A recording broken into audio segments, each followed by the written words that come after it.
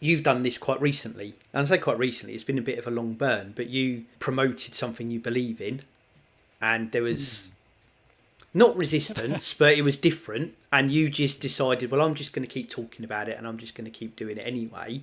And you've done that, and it's manifested itself, and it's grown, and it's bigger, and more people have got interested in it. And I think you've absolutely lived exactly what you just said.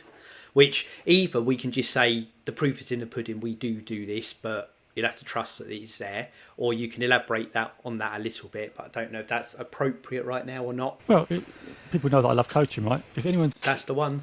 People just talk about coaching, and I'm very passionate about it, and I've got a lot of reasons. If you listen back to the episode, you know why I'm very passionate about it. I don't want to continue to say it, but I will say it, in later podcasts, because there might be new people on the podcast. But if you are new to the podcast, go back and listen. But it's helped me so much, and I truly believe in it. So now it's just thing that I talk about all the time. So if everyone talks about, like Lee says, if you talk about Jose, wherever I work, wherever I go, it's about coaching. The person you randomly bump into at a shopping centre and never speak to again, I expect to say the same thing as well. Crazy. It's crazy. But the thing is, I really struggle with that identity. And James Clear talk about be the person you want to become, or be the change you want to see. Many years ago, I didn't believe that I could do this. Like, I thought, but one day I just sat down and decided, right, I want to be a coach. So I had to start just doing coach things. Like, what would a coach do?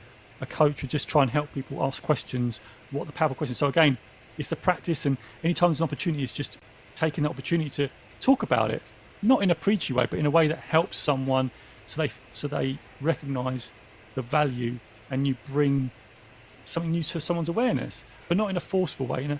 Okay, if someone's got a challenge, ask you for an opinion, you go, well, you ask questions instead of you provide advice. So practicing that in the moment. And of course, if people say, well, what would be a solution for this?